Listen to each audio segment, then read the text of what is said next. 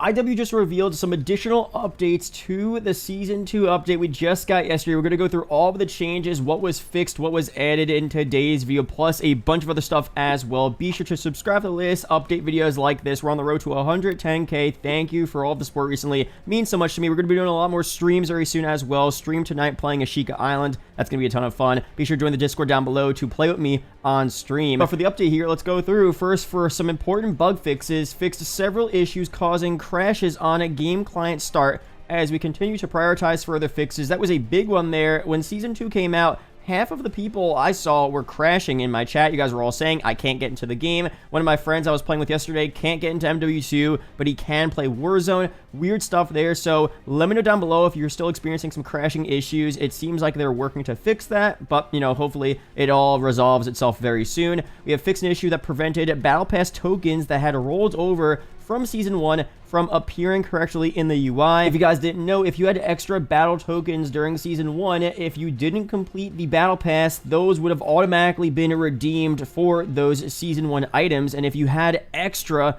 Battle Pass tokens and you completed Season 1, those would be carried over into Season 2. But a lot of those were missing for people, so that's not good. You don't want to lose all of your Battle Pass tokens, especially the ones you got from the Vault Edition as well, because you paid extra money for those tier skips. So hopefully those show up for you guys very soon. We have fixed an issue that caused view distortion while using the Riot Shield. Fixed an issue where mouse and keyboard players could not remove certain blueprint attachments in Gunsmith. Fixed an issue that caused visual misalignment while previewing some weapons. And fixed an issue that caused visual misalignment while using the Killstreak tablet or the heartbeat sensor. So that's that there. Now for Warzone here, we have some bug fixes. Fixed an issue that caused players to lose the ability to move after reviving a downed squad member.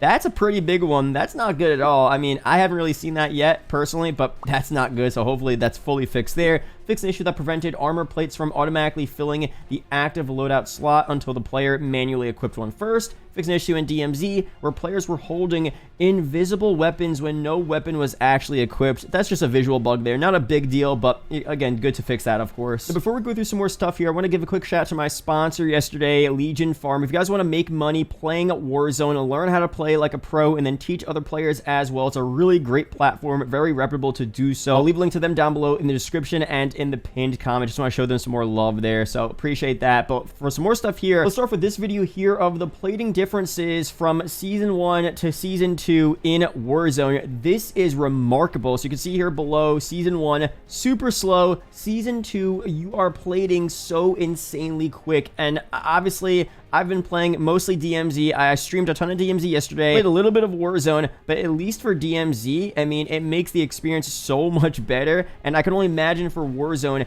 actually playing and, you know, being able to play it up at a nice pace finally is going to be so nice when you're in a gunfight or you're in the middle of something, you're running towards an area, you have to move quickly. It's just so much better, a little faster there. It was way too slow, and I actually do prefer, but I do like the Warzone 2 movement overall. I'm not one of those guys that completely hates it and just wants to go straight back to how Warzone 1 was, but, you know, you do have to admit, the Warzone 2 movement is a bit slower than it should be, and this definitely speeds things up a little bit here and makes it just overall more enjoyable to play Warzone and, of course, DMZ as well. So, W change there overall with Season 2, for sure. Now, of course, I think the Season 2 changes in MW2 are pretty good, but I saw this pretty interesting tweet here from Pro Reborn about, you know, some dream patch notes for MW2 and Warzone. Let's go through if these would be pretty good changes here, and if we're working towards this. Is this like pie in the sky? Is this ever going to happen? Let's start here first with MP. Movement speed has been buffed 15% across the board. That would be fire. Maybe at least start off with 5%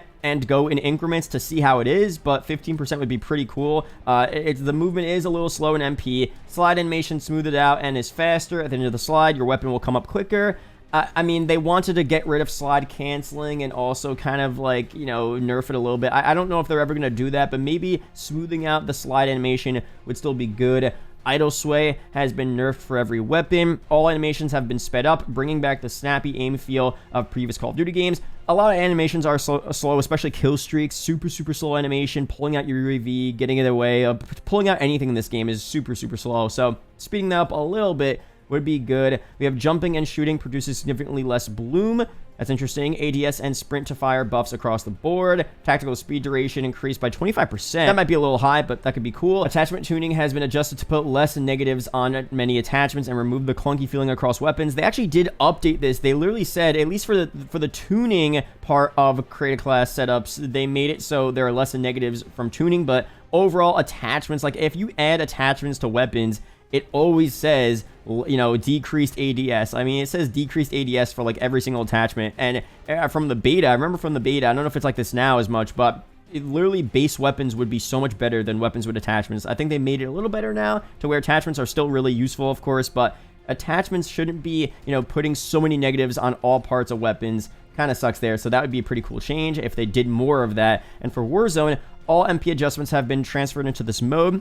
I don't know if they're going to do that, but maybe getting closer there. 50 health added there. I don't know if they're going to do that either. That would be huge, though, because I think the TTK is a little too fast for Warzone. Extra health would be pretty cool. AI now only engage players while inside of a stronghold and die as soon as gas hits them. That's a good one. Juggernauts and AI in strongholds never leave or engage players outside of the strongholds. You must be inside. That's a cool one as well. I don't want to fight AI on a random part of the map. I'm trying to fight actual players if I'm playing a BR. If I want to fight AI, I'll play DMZ. There's a separate mode for that, you know what I mean? So I like that there, and only in strongholds is where you'll fight the AI, so that's a cool change overall. So overall, these changes, you know, I feel like can happen. Maybe the percentages and the actual amount, you know, how much change we're actually going to see would be toned down a little bit, but they could actually put a lot of these into the game in minor ways and make it work out. Just speed everything up a little bit. Especially, I could easily see that happening. So let me know down below what changes you want to see here. Other changes that we're missing from this list here. Is this your dream patch notes for MW2 and Warzone 2? Do you not like these changes whatsoever? Let me know down below. And for some CDL news here, we have OpTic Methodz now a thing. I mean, this was obvious. Methodz retired. He said, I was there at the Boston event where he said he made his speech, his retirement speech. He said the future is green. I knew instantly. I told my friend, I was like, oh, he's joining OpTic. It's obvious. You know, Methodz has been around OpTic, friends with them forever, for a decade now. This was going to happen, obviously, and he just announced it today, so definitely, you know, happy for him. And for CDL now, we're going into the Major 3 qualifiers. I have my pick'ems here. What I'm expecting for the first week of matches, this seems pretty likely for me. LA Thieves winning their match 3-1. New York winning 3-2. That's going to be a close one. That could go either way, honestly. Boston losing to Toronto 3-1, although the new Boston team could be pretty good, so maybe I'll make that 3-2. But we have Boston 3-0ing London. London still, they didn't make a roster change. I don't know if they're going to be good, but we'll see. FaZe 3-1ing Florida with their new roster, or, you know, Florida's new roster. I got them with one S&D, whatever. OpTic, new roster there. 3-1ing LAG. That could go all over. I mean, that could be a 3-2, 3-0. I have no clue. So, but I'm expecting OpTic to get a little bit of a dub there, a little honeymoon phase.